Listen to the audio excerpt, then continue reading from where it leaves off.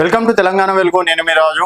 So KCR నిన్న రజతోత్సవాల సందర్భంగా 26 సంవత్సరాల సందర్భంగా నిన్న బీఆర్ఎస్ ఆఫీస్ లో కీలక సమావేశం నిర్వహించడం అనేది జరిగింది. అందుట్లో కొన్ని కీలక నిర్ణయాలు తీసుకున్నట్లు కూడా సమాచారం. ముఖ్యంగా ఇప్పటి వరకు ఉన్నటువంటి కమిటీలు ఏదైతే ఉన్నాయో సో ఈ కమిటీలన్నింటినీ రద్దు చేయాలి అని చెప్పేసి భావిస్తున్నారు. ఒకవేళ కమిటీలు రద్దు చేసినా గతంలో కవిత గారు కూడా అన్నారు యువకులకి మహిళలకి మా పార్టీలో ప్రాధాన్యత అని చెప్పేసి. సో అదే విధంగా ఇప్పుడు మొన్న బీఆర్ఎస్ పార్టీ ఓడిపోవడానికి ముఖ్య కారణాలు ఏదైనా ఉందంటే ఒకటి 10 సంవత్సరాల పాలనను చూశారు, తర్వాత కొత్త వారికి అవకాశం ఇద్దామని చెప్పేసి ఒక రీజన్ అయితే ఎమ్మెల్యేల పైన అసమ్మతి. సో ఒక్కొక్కరు దాదాపుగా 2 సార్లు ఎమ్మెల్యేలు అయినారు, వారి పైన కొంతవరకు అసమ్మతి నెలకొన్నదని చెప్పేసి కూడా చెప్పుకోవచ్చు. సో అక్కడ ఉన్నటువంటి అవినీతి కావచ్చు, అట్లా చాలా వరకు ఎమ్మెల్యేల పైన అదొక టాక్ రావడం అనేది జరిగింది. సో ముఖ్యంగా మళ్ళీ ఇప్పుడు ఈ కమిటీలు రద్దు చేస్తారు సరే, మళ్ళీ పాత వారికి కమిటీలలో అవకాశం ఇస్తే బీఆర్ఎస్ కాస్త మళ్ళీ కొంతవరకు మైనస్కి వెళ్ళే అవకాశం ఉంది. సో ఒకవేళ కొత్త కమిటీలు వేసినా ఇక్కడ యువకులకి అంటే యువతకి ఎక్కువ ప్రాధాన్యత ఇస్తే తప్పించి బీఆర్ఎస్ పార్టీ కొంతవరకు జెట్ స్పీడ్ లో వెళ్లే పరిస్థితి మాత్రం కనిపించే అవకాశాలు ఉంటాయి. లేదు మళ్ళీ అదే పాత చింతకాయ పచ్చడి సో వారికి అవకాశం ఇస్తామంటే మాత్రం డెఫినెట్ గా బీఆర్ఎస్ కి కొంతవరకు మైనస్ అని చెప్పేసి కూడా చెప్పుకోవచ్చు.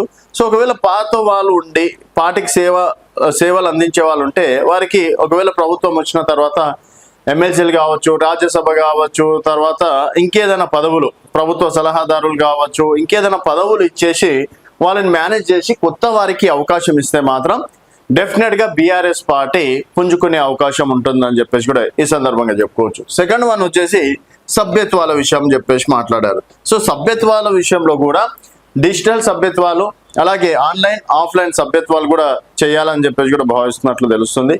సో ఇప్పటి వరకు 60 లక్షల సభ్యత్వాలు అని చెప్పేసి చాలా గొప్పగా చెప్పుకుంటున్నటువంటి బీఆర్ఎస్ పార్టీ మొన్న బీఆర్ఎస్ పార్టీ ఎంపీ ఎన్నికల్లో 0 స్థానాలు రావడం అనేది జరిగింది.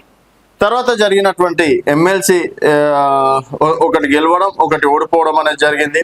తర్వాత ఇక్కడ కంటోన్మెంట్ కావచ్చు, జూబ్లీస్ లో కూడా ఓడిపోవడం అనేది జరిగింది. ఈ విధంగా అంటే వరుసగా ఓటములు. మరి 60 లక్షల సభ్యత్వాలు ఉన్నాం. సో 20 లక్షల సభ్యత్వాలని మళ్ళీ కొత్త సభ్యత్వాలు తీసుకొని పార్టీని మరింత జనాల లోపలికి తీసుకెళ్లే ప్రయత్నాలు చేయాలని చెప్పేసి కూడా భావిస్తున్నట్లు కూడా తెలుస్తుంది. అలాగే ఇప్పుడు ఉన్నటువంటి పరిస్థితిలో ఇటు కాంగ్రెస్ కావచ్చు, బీజేపీ కావచ్చు, ఇప్పుడు కవిత పార్టీ ఎందుకంటే టీఆర్ఎస్ అని పెట్టుకుంది కాబట్టి కొంతవరకు అంతో ఇంతో మైనస్ అయ్యే అవకాశాలు ఉన్నాయి. ఇక్కడ కేసీఆర్ చేసిన డెవలప్మెంట్ లేదు, కేసీఆర్ ఏ పనులు చెయ్యట్లేదు కాబట్టి నేను టీఆర్ఎస్ పార్టీని పెట్టుకున్నా అని చెప్పేసి కవిత గారు చెప్పడం. మరి ఈ 2-3 పార్టీలను ఎదుర్కొని బీఆర్ఎస్ పార్టీ ఎలాంటి అడుగులు వేస్తుంది? అండ్ కేసీఆర్ గారు కేవలం మళ్ళీ మేము ఫామ్ హౌస్కే పరిమితమై సంవత్సరానికి ఒకసారి వస్తాం అంటే మాత్రం డెఫినెట్ గా బీఆర్ఎస్ కి మైనస్ అవుతుంది. ఎందుకంటే ఇక్కడ హరీష్ రావు గారు, కేటీఆర్ గారు జనాల లోపల ఎంత ఉన్నా కూడా కేసీఆర్ మార్క్ అనేది డెఫినెట్ గా ఉండాలి. సో కేసీఆర్ జనాల లోపల ఎంత ఉంటే బీఆర్ఎస్ పార్టీకి కూడా అదే విధంగా మైలేజ్ వచ్చే అవకాశాలు ఉంటాయని చెప్పేసి కూడా ఈ సందర్భంగా చెప్పుకోవచ్చు. సో ఇప్పుడు పార్టీ మొత్తం కేసీఆర్ మీద అంటే ఆధారపడి ఉంది. లేదు కేసీఆర్ సైలెంట్గా ఉన్న ఒక వార్తనే కేసీఆర్ ఏదైనా మాట్లాడిన వార్త అంటే ఎన్ని సంవత్సరాలు అంటే 2.5 సంవత్సరాలు అది అయిపోయింది. ఈ 2.5 సంవత్సరాలు కూడా వచ్చే 2.5 సంవత్సరాలు కూడా కేసీఆర్ జనాల లోపల ఎంతవరకు ఉన్నాడు, ఎంతవరకు ప్రజా సమస్యల మీద ఫైట్ చేస్తున్నారు. సో కేసీఆర్ అనే బ్రాండ్ అనేది ప్రజల లోపలికి సభలు కావచ్చు ఇతరితర కార్యక్రమాల ద్వారా తీసుకెళ్తే మళ్ళీ కేసీఆర్ మన కోసం నిలబడతాడు.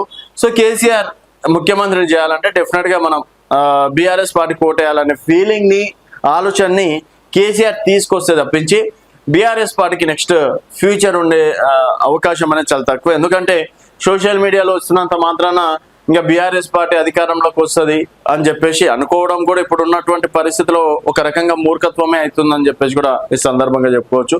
సో ఇందుట్లో ఎన్నో పనులు చేస్తే తప్పించి బీఆర్ఎస్ పార్టీ జనాల లోపలికి వెళ్ళది అని చెప్పేసి కొంతమంది భావన.